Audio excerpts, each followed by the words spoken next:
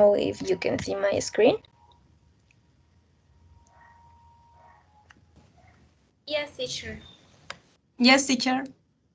Okay, so let's start with this class. So the topic is why we all need to practice emotional first aid. Okay, so to start with this topic, we are going to watch this video. So it's a little bit long, but it's necessary to answer then some questions. So uh, let me know if you can watch the video and also the audio. Give me 1 second. I think, yeah. I grew up with my identical twin, who was an incredibly loving brother. Now, one thing about being a twin is it makes you an expert at spotting favoritism. If his cookie was even slightly bigger than my cookie, I had questions. And clearly, I wasn't starving. When I became a psychologist, I began to notice favoritism of a different kind. And that is how Wait, I don't know why we can see.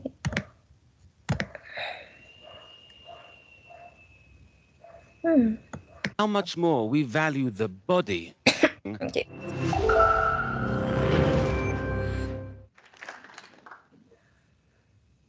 I grew up with my identical twin, who was an incredibly loving brother. Now, one thing about being a twin is it makes you an expert at spotting favoritism.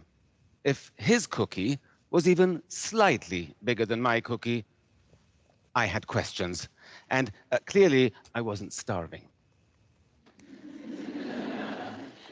When I became a psychologist, I began to notice favoritism of a different kind. And that is how much more we value the body than we do the mind. I spent 9 years at university earning my doctorate in psychology, and I can't tell you how many people look at my business card and say, "Oh, a psychologist, so not a real doctor." As if it should say that on my card.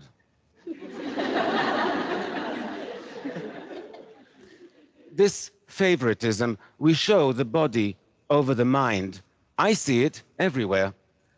I recently was at a friend's house and their 5-year-old was getting ready for bed. He was standing on a stool by the sink, brushing his teeth, when he slipped and scratched his leg on the stool when he fell. He cried for a minute, but then he got back up, got back on the stool, and reached out for a box of Band-Aids to put one on his cut. Now, this kid could barely tie his shoelaces, but he knew you have to cover a cut so it doesn't become infected, and you have to care for your teeth by brushing twice a day. We all know how to maintain our physical health and how to practice dental hygiene, right? We know it since we were 5 years old. But what do we know about maintaining our psychological health?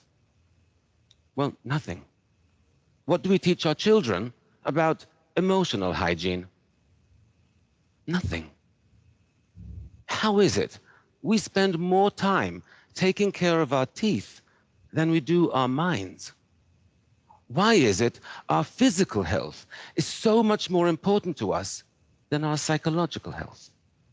You know, we sustain psychological injuries even more often than we do physical ones, injuries like failure or rejection or loneliness. And they can also get worse if we ignore them, and they can impact our lives in dramatic ways. And yet, even though there are scientifically proven techniques we could use to treat these kinds of psychological injuries, we don't. It doesn't even occur to us that we should. Oh, you're feeling depressed. Just shake it off. It's all in your head. Can you imagine saying that to somebody with a broken leg? Oh, just walk it off. It's all in your leg. It is time we close the gap between our physical and our psychological health. It's time we made them more equal, more like twins. Speaking of which, my brother is also a psychologist, so he's not a real doctor either. We didn't study together, though. In fact, the hardest thing I've ever done in my life is move across the Atlantic to New York City to get my doctorate in psychology. We were apart then for the first time in our lives, and the separation was brutal for both of us. But while he remained among family and friends, I was alone in a new country. We missed each other terribly, but international phone calls were really expensive then, and we could only afford to speak for 5 minutes a week. When our birthday rolled around, it was the first we wouldn't be spending together. We decided to splurge, and that week we would talk for 10 minutes. I spent the morning pacing around my room, waiting for him to call, and waiting, and waiting. But the phone didn't ring. Given the time difference, I assumed, okay, he's out with friends, he'll call later. There were no cell phones then. But he didn't. And I began to realize that after being away for over 10 months, he no longer missed me the way I missed him. I knew he would call in the morning, but that night was one of the saddest and longest nights of my life. I woke up the next morning. I glanced down at the phone, and I realized I had kicked it off the hook when pacing the day before. I stumbled out of bed, I put the phone back on the receiver, and it rang a second later. And it was my brother. And boy, was he pissed. It was the saddest and longest night of his life as well. Now, I tried to explain what happened, but he said, I don't understand. If you saw I wasn't calling you, why didn't you just pick up the phone and call me? He was right. Why didn't I call him? I didn't have an answer then. But I do today, and it's a simple one. Loneliness. Loneliness creates a deep psychological wound, one that distorts our perceptions and scrambles our thinking. It makes us believe that those around us care much less than they actually do. It makes us really afraid to reach out, because why set yourself up for rejection and heartache when your heart is already aching more than you can stand? I was in the grips of real loneliness back then, but I was surrounded by people all day, so it never occurred to me. But loneliness is defined purely subjectively. It depends solely on whether you feel emotionally or socially disconnected from those around you, and I did. There is a lot of research on loneliness, and all of it is horrifying. Loneliness won't just make you miserable, it will kill you. I'm not kidding. Chronic loneliness increases your likelihood of an early death by 14%. 14%. Loneliness causes high blood pressure, high cholesterol. It even suppresses the functioning of your immune system, making you vulnerable to all kinds of illnesses and diseases. In fact, scientists have concluded that taken together, chronic loneliness poses as significant a risk for your long-term health and longevity as cigarette smoking. Now, cigarette packs come with warnings saying this could kill you, but loneliness doesn't. And that's why it's so important we prioritize our psychological health, that we practice emotional hygiene. Because you can't treat a psychological wound if you don't even know you're injured. Loneliness isn't the only psychological wound that distorts our perceptions and misleads us. Failure does that as well. I once visited a daycare center where I saw 3 toddlers play with identical plastic toys. You had to slide the red button and a cute doggy would pop out. One little girl tried pulling the purple button, then pushing it, and then she just sat back and looked at the box with her lower lip trembling. The little boy next to her watched this happen, then turned to his box and burst into tears without even touching it. Meanwhile, another little girl tried everything she could think of until she slid the red button, the cute doggy popped out, and she squealed with delight. So, 3 toddlers with identical plastic toys, but with very different reactions to failure. The first two toddlers were perfectly capable of sliding a red button. The only thing that prevented them from succeeding was their mind tricked them into believing they could not. Now, adults get tricked this way as well all the time. In fact, we all have a default set of feelings and beliefs that gets triggered whenever we encounter frustrations and setbacks. Are you aware of how your mind reacts to failure? You need to be. Because if your mind tries to convince you you're incapable of something and you believe it, then like those two toddlers, you'll begin to feel helpless and you'll stop trying too soon or you won't even try at all.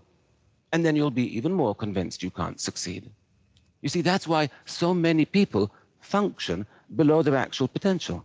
Because somewhere along the way, sometimes a single failure convinced them that they couldn't succeed and they believed it.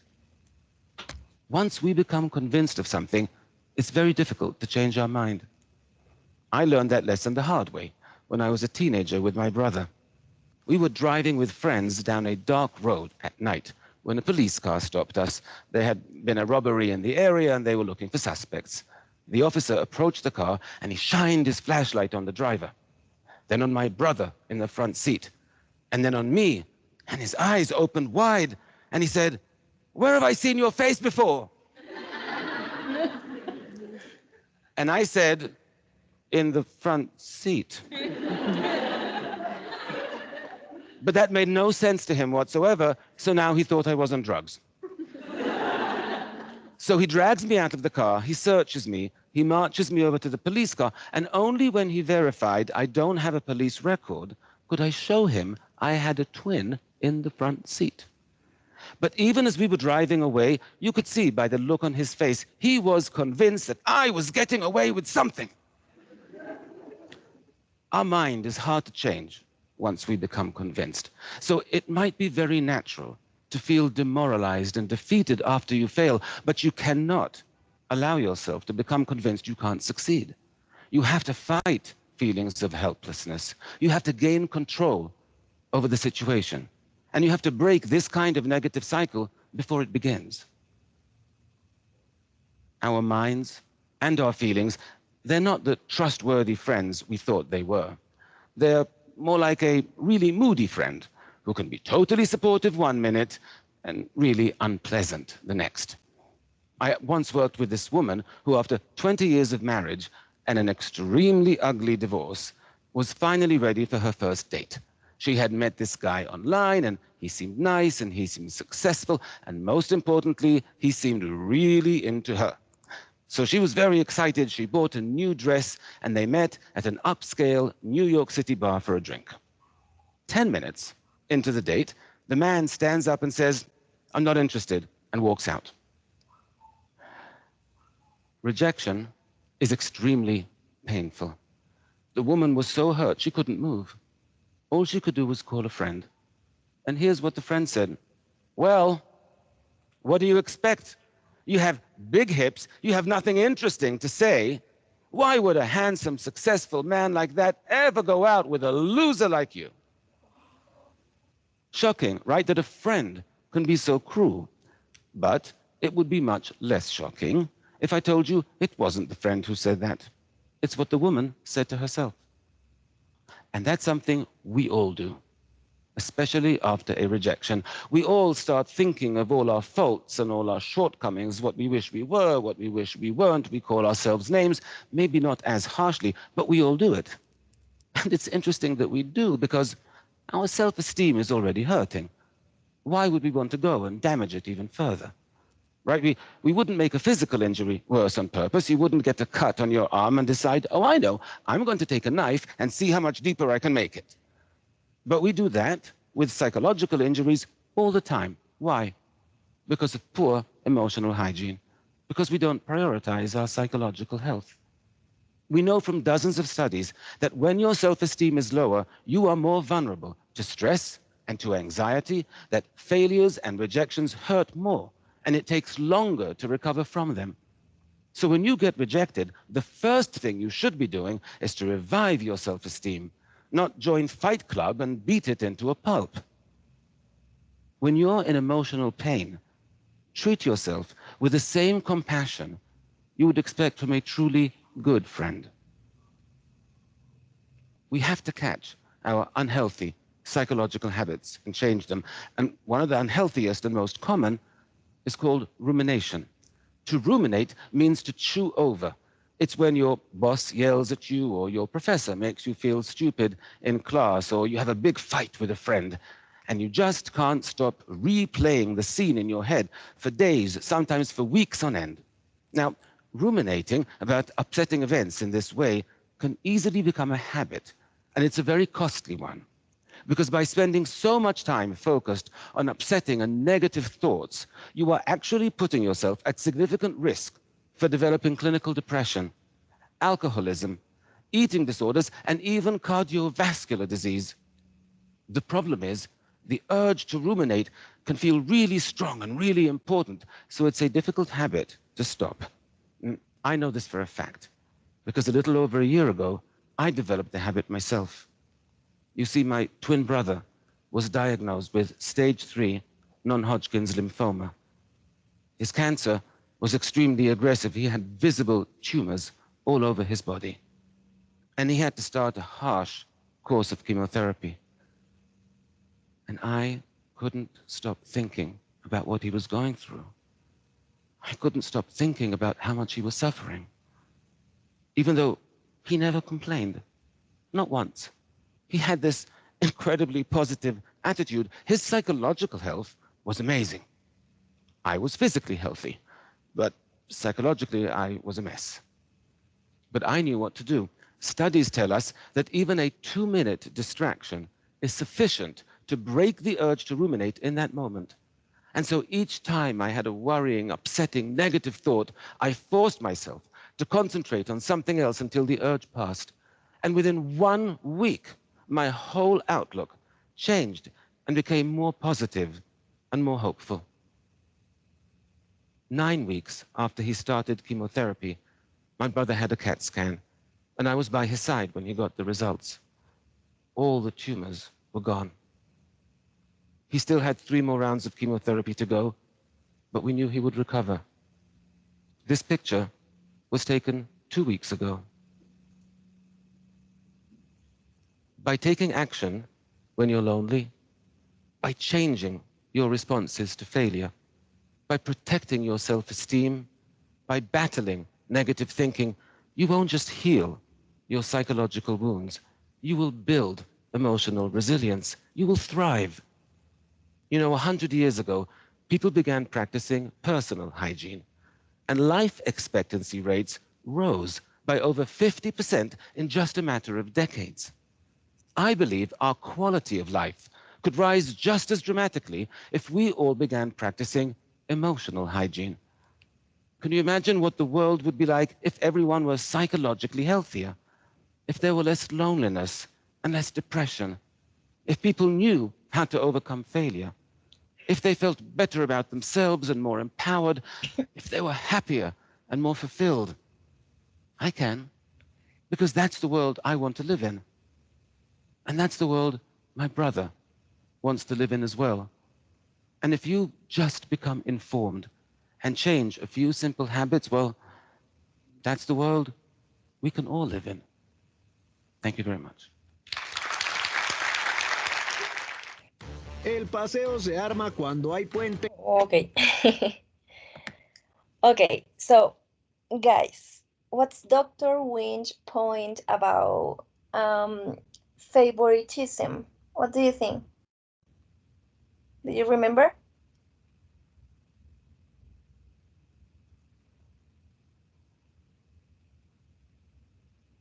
This was the first that he said.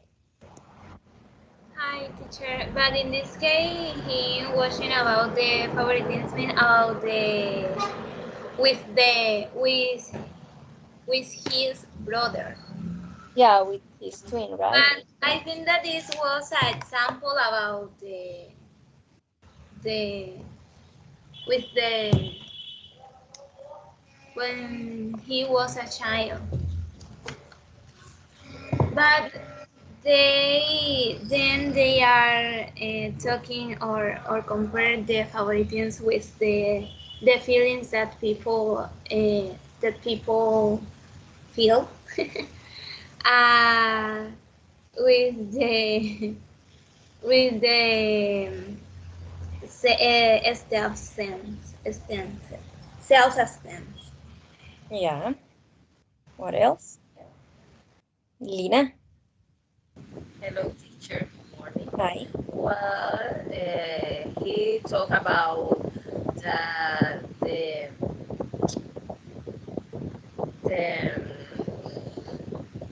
favoritism is something that we all the time are dealing in our family, friends, and in the even though in job is something that all the time is happening.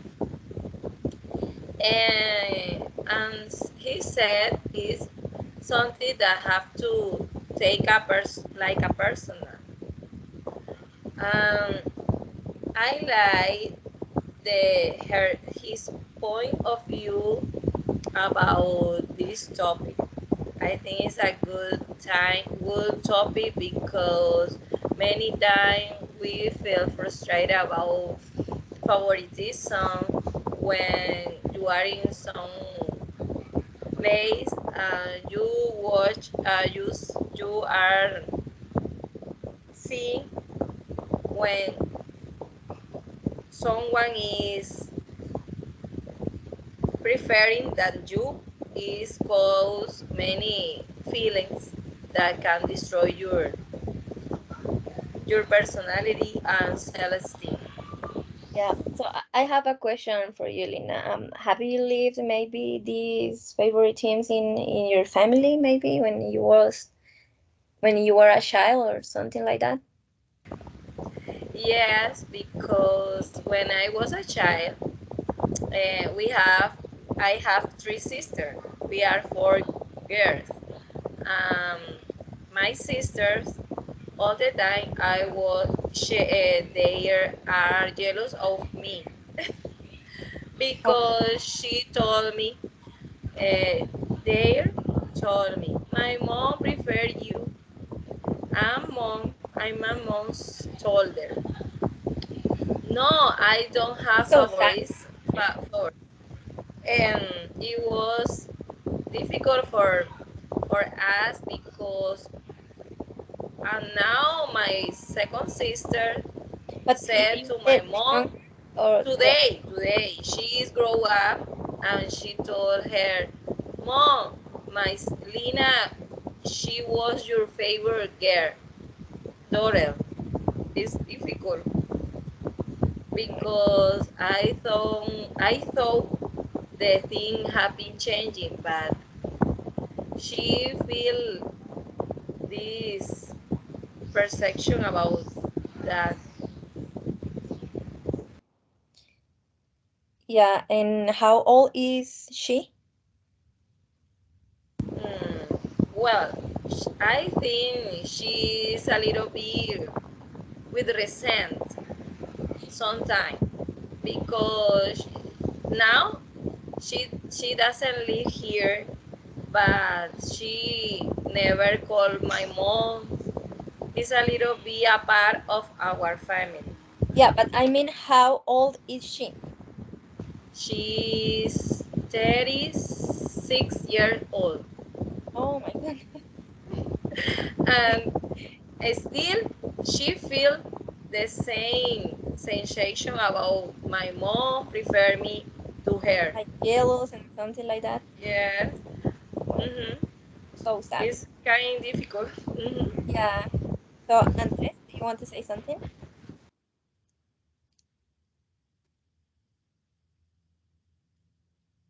Andres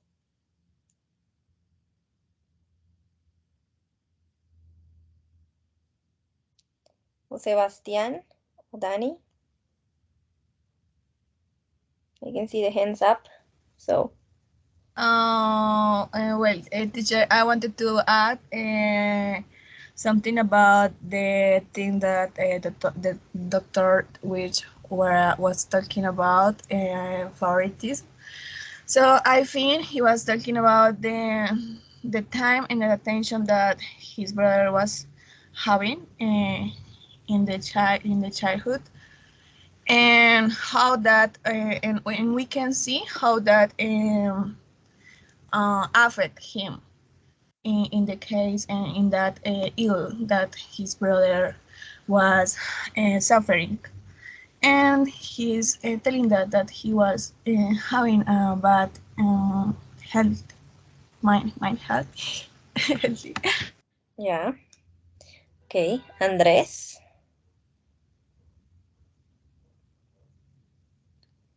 I can't hear you.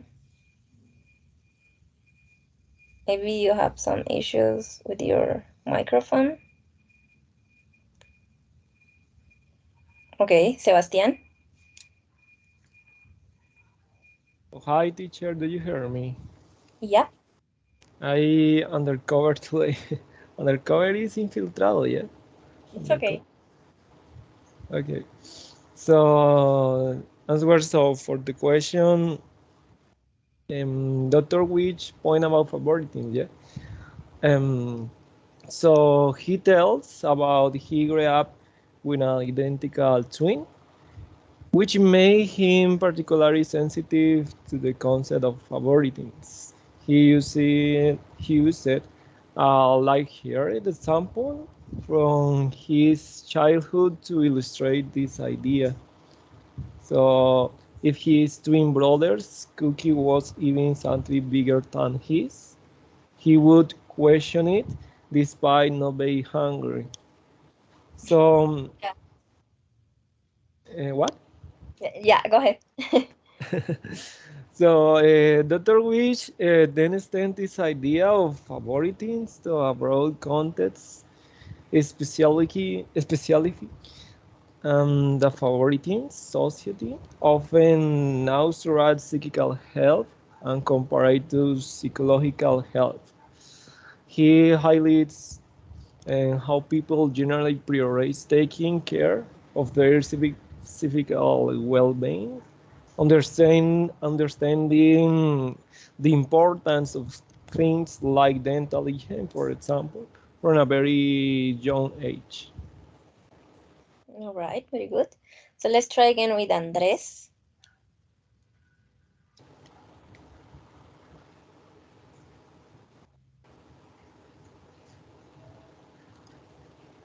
Nope. Okay, Nini. Okay, teacher.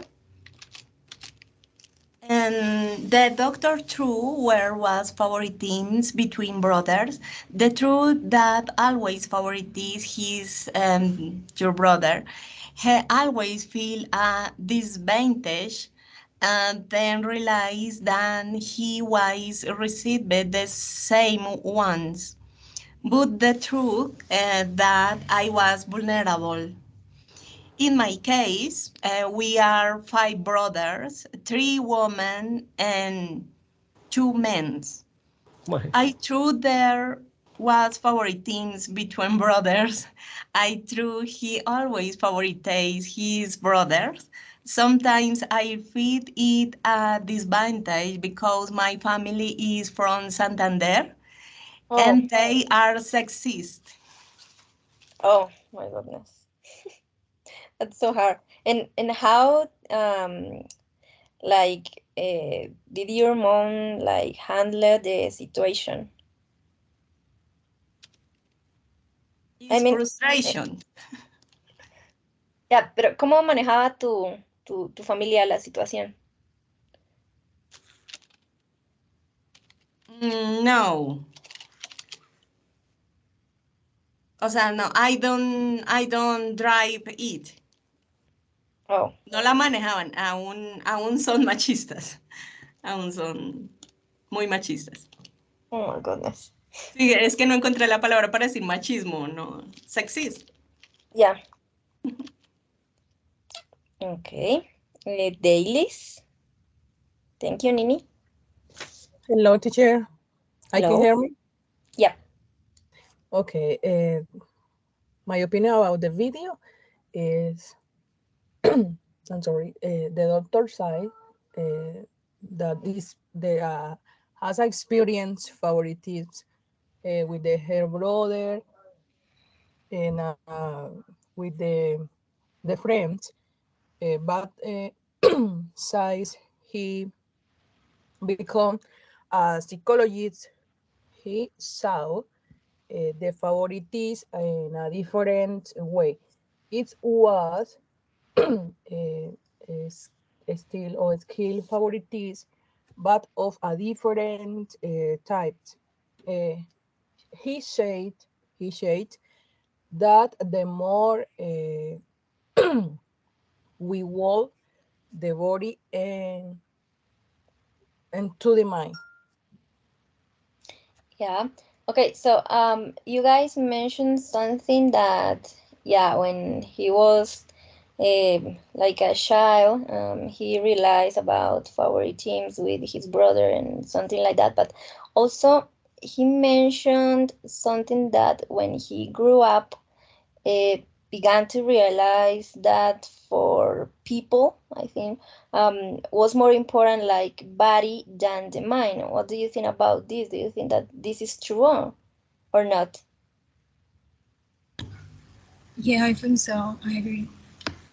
Why? Because we know in actually in the normal life, we don't care about to clean our mind. The mind, we need also clean. We need feed. We need exercise. We need take care of her, and we don't do that. We prefer just go for a walk, maybe sometimes, or just play in the phone or do something in the phone just to waste the time. And that's how we show the importance that we have over our body and our mind. Yeah, it's true. Sadly, for people, like physical health is Can you more repeat important. the question because I didn't understand the last part?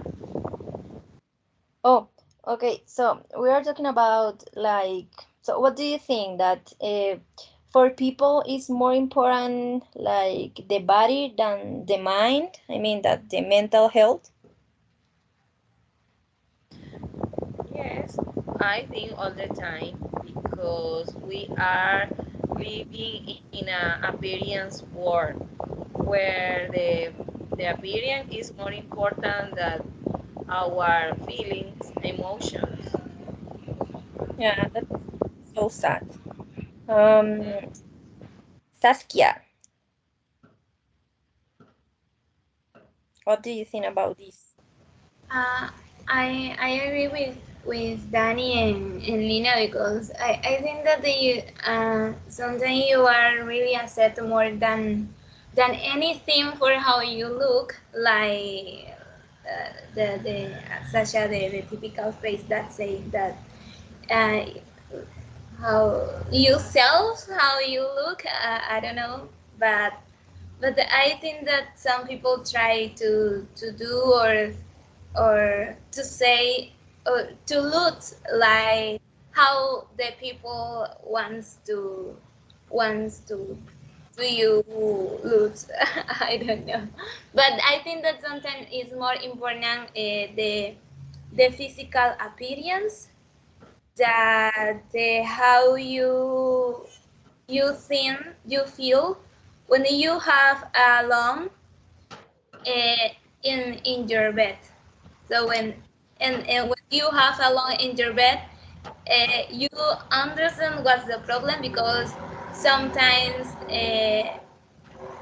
don't don't like the person that you have watching or you have watched from the mirror.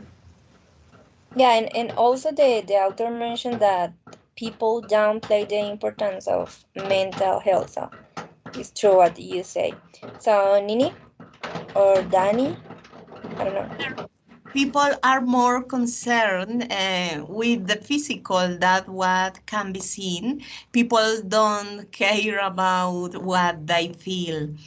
People are only interested in the things they can be, the photos they can show on social networks, the clothes they can wear, because we live in the same world, but in separate worlds. People seek exceptions because they have low self-esteem. Yeah. Andres, do you want to say something? He has the hand up, but I can't hear you, Andres. I know you want to participate, but maybe your microphone.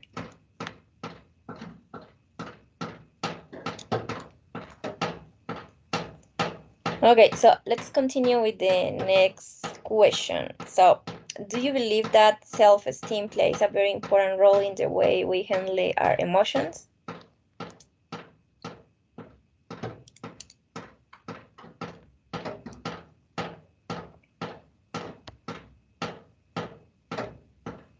Sebastián,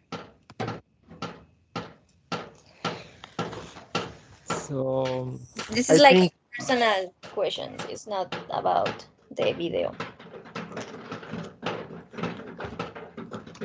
I This. think teacher. Go ahead.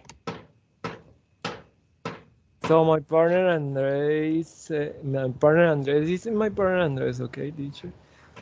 Yeah. So he says some problems about the microphone, Oh, yeah, I know. Don't worry. permission of the PC. Okay. And the question, mm,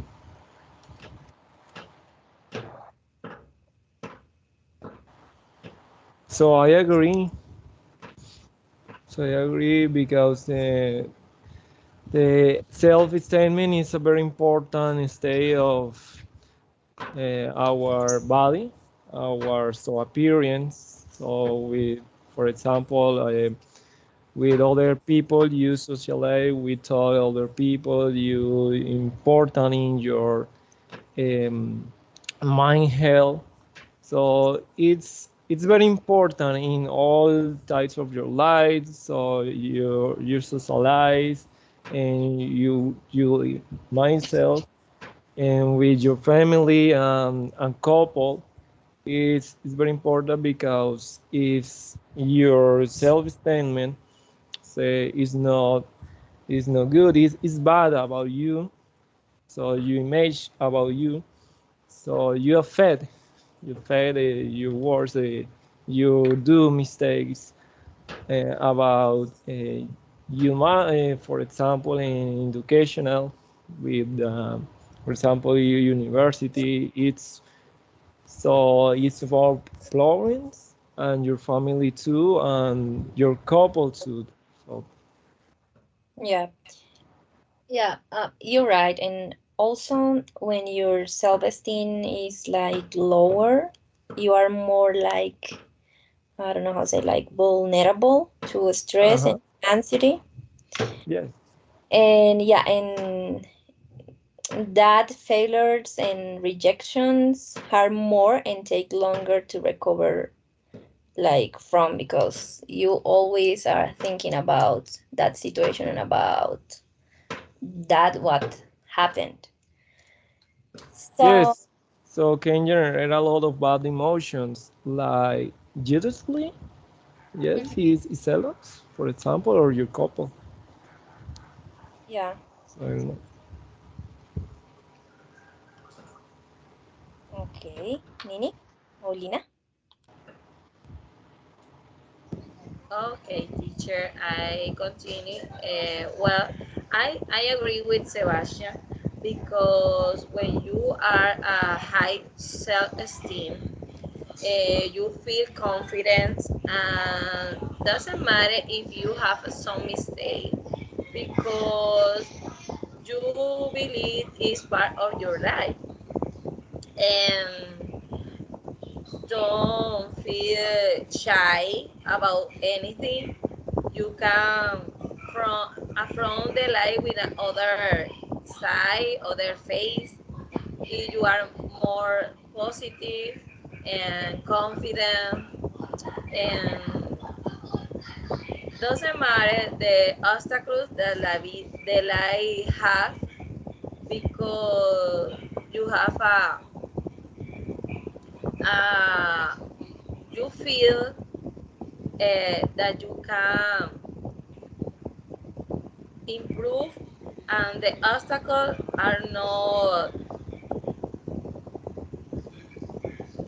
bad for you because they learn to reach your goals. Yeah. Hi, teacher. Good morning. Hi, Andres. Good morning. Oh, I'm, I'm so sorry, but I had problems with the microphone. Microphone. Don't worry. Okay, to respect to the questions, I think that self-esteem plays a crucial role in how I handle my emotions. When I have healthy self-esteem, I tend to approach challenging situations with greater resilience and self-confidence. On the other hand, I think that if my self-esteem is low, I'm more likely to be affected by criticism, Yeah. failure, rejection, which can lead to negative emotional response. I think so. Yeah, it's true. And also, sorry, and also I think that when you have like a high self-esteem, you start to, I don't know how to say it, you start to feel that maybe your opinion about uh, you, that your own opinion about you is more important uh, that the opinion of other people, or what do you think? Teacher, but I think that positive self-esteem can act as an emotional buffer and promote I don't know, better overall mental health. Yeah. Okay, Nini, you want to say something? Okay, teacher. Self-esteem is very important because it impacts your emotions. You have to become very strong self-esteem in the value you give yourself. If you don't receive value to others, it doesn't matter. It's you to love yourself. Self-esteem is very beautiful. You can use to pamper yourself. Yeah. So, okay, dailies. So shy. Okay, first daily, Okay, and teacher. then Saskia, and then Danny again. Okay. In my opinion, in my personal opinion, I consider that the self-esteem is very important because if we are mentally well, uh, a happy life, uh, we can have happier people with a personal life. I love yourself. Yeah, thank you. Is Saskia? I agree with Nini because, as I mentioned before, many times we try to pretend or see ourselves as other people, and so I think that the one to see us and well, we take care of ourselves by going to the gym with differently, and I think that as I already said, that with low self-esteem, you don't like anything you see, and no matter how many things you do, And also, you think that all people is against you. yeah, um, and I think that for looking or feeling better, I don't know, because for example, when when I was a teenager, my family, but especially my mother, told me you have to wear these clothes, or you can be fat, or you can be too skinny, because then men don't like you, for example. So whatever you like, that you can have your hair this way, because men don't like it, and that's add to the fact that you don't know what to do satisfy your needs or taste, or complete with that the other people want for you. And and then with this case, then the ones begin to have many mixed emotion, because um, I think that especially sadness, because you feel that your opinion is not worth for yourself, but you begin to think that is other lie, or not, or you look at it's a interesting topic. Yeah. Okay. Danny? Well, yes, I'm Saskia was taking my point of view, and so yes, as Saskia was telling, if you are feeling bad, if you are feeling sad, if you are feeling depressive, you will not take care of you. You will show you as poor. You will show your face sad, because we cannot uh, hide the emotions. And the question is not the question is not if the self esteem has a very important uh, how is the question, teacher? Can you put the screen? Okay, Yeah. thank you. So, as I was saying, the question is not if do you believe that the self-esteem plays a very important role in the way that we handle our emotions. Is the question is do you believe that the way that we handle our emotions plays a very important role in the way that we have self-esteem? Because if we are depressive, if we are stressed, if we are sad, and if we are don't know how to handle that, we affect our self-esteem. So it's very important the way that we handle our emotions to take care of our self-esteem. Okay, thank you. Andres, do you want to say something about this? Or Sebastian? Yes, teacher. I think that, for example, Dr. Guy Wins discusses loneliness as a profound psychological would that distorts our perception, and Yeah. lead us to believe that we're more disconnected from others than we actually are. Yeah, it creates like a distortion. I don't know how to say distorts thought. Un pensamiento como distorsivo de la realidad. Yeah, teacher. Yeah. So, okay. Let me see. Sebastian.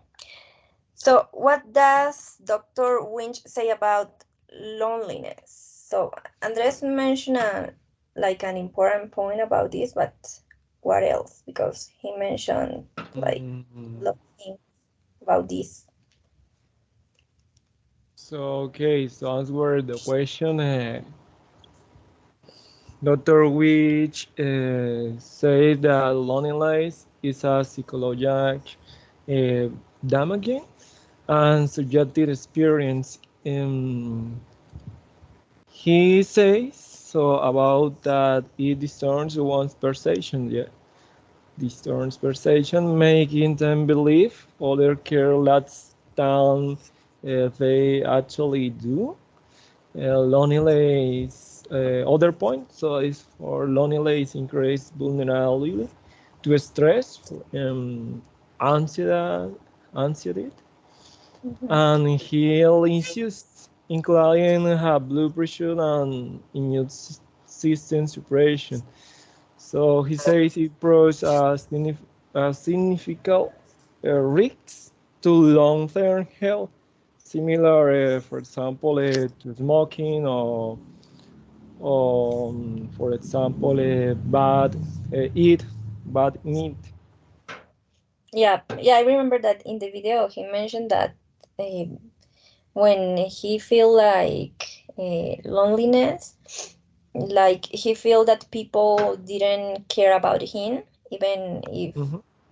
this wasn't true. And he said that feel very lonely being surrounded by people. So yeah. Okay. Let me see. Lina. Teacher, yesterday I watching the video and I thought about that I didn't know. situation. I, Can I you hear me? yeah, yeah, And when he said, my brother, I was waiting the phone call from my brother and he was impatient about that. But in the morning, his brother, he has the same attitude because he was sad and he saw many things at that moment. And sometimes we acting the same way. Uh, when you are waiting for a phone call or notice, a good notice or something that you have to know, and we don't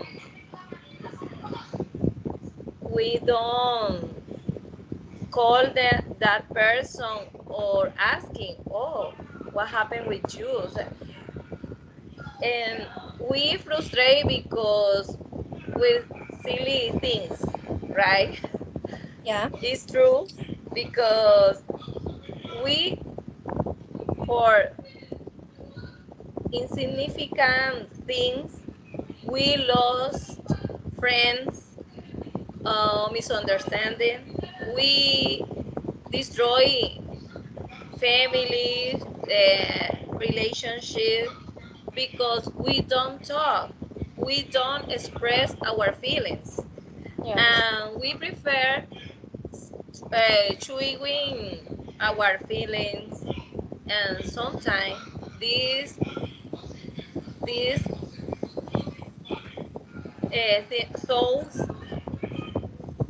are become in damage situation can be reflect in illness, and the lonely is something that many people don't handle, doesn't handle.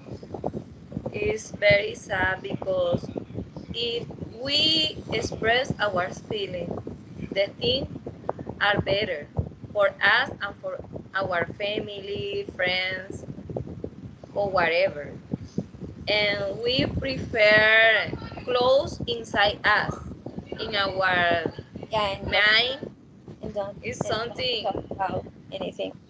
um, we don't speak, don't we talk with someone and express our feelings, how we feeling in really. Many times we showing, rooming our our feelings and thinkings. Is a little bit frustrated because sometimes I feel like that. I prefer don't say anything, Yeah, and me too. sometimes it's a time you feel you have to explode. Yeah, me too. Right. Okay, Saskia, you agree with Lina? Uh, yep.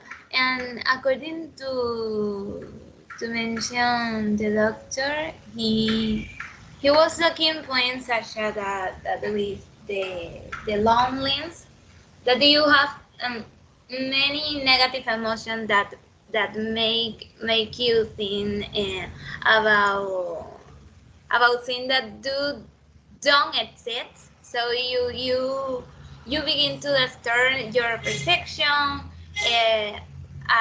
such as you confuse your thinking, and as a consequence, you think that those around you care much less than others. So, and he mentioned that they actually do those. So the picture, you think that those around you care much less than others when they actually do. So, and I think that this makes you very afraid, and as I mentioned, the doctor is a you think that is a socially disconnect, so you feel like you don't belong with the people around you, maybe your family, your friend, or other people, but you have that don't belong with this. Okay, Saskia, thank you. So, and do you want to say something else? Okay, so let's go with the last question because we don't have enough time, and I would like to talk about this question. So, what's Dr. Winch point out when talking about the three toddlers in the daycare center? Yes, teacher. In his TEDx talk, Dr. Guy Wins used I don't know, an anecdote about two toddlers in a daycare center Yeah, playing with identical plastic toys to make a point about how individuals react to failure. The key point he makes with this story is like that how we respond to failure is often shaped by our own belief and perception about our abilities. And in the story, I don't know, the first two toddlers are perfectly capable of sliding a red button to make a yeah, toy pop out, but they fail to do so because they believe they can't, and they become discouraged and give up easily. And the third holder, on the other hand, persists and eventually succeeds. And but why? Why this happened? Because she try and try and try again. yes, it's a way to highlight the importance of addressing and changing negative through parents, relate to our abilities. Yeah, yeah, it's true.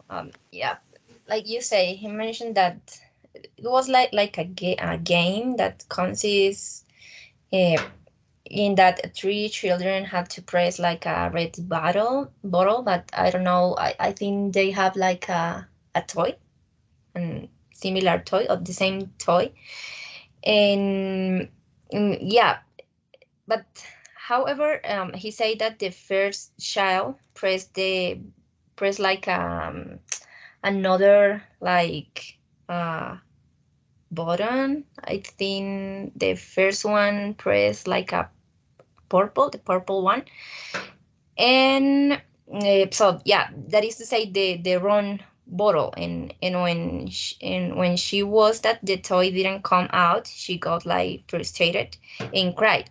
But the second child only like look the situation that was happening in that moment, and and he, I think it was a boy, I don't remember, and he like didn't even try, but while the last child tried pressing all the buttons until he got the toy. So yeah, so and also the doctor states that all three children had the opportunity to get the toy, but only one child was able to handle the frustration and yeah, and the failure. So yeah, it's true what you say, Andres. So okay, guys, I think we will have the last class. Yep, this weekend, next weekend. It's our last class. I'm not pretty sure, but I think so. Creo que ya la clase que viene es la última, ¿cierto? Deme un segundo porque Sí, tengo la... señor. Yes, Tema. teacher.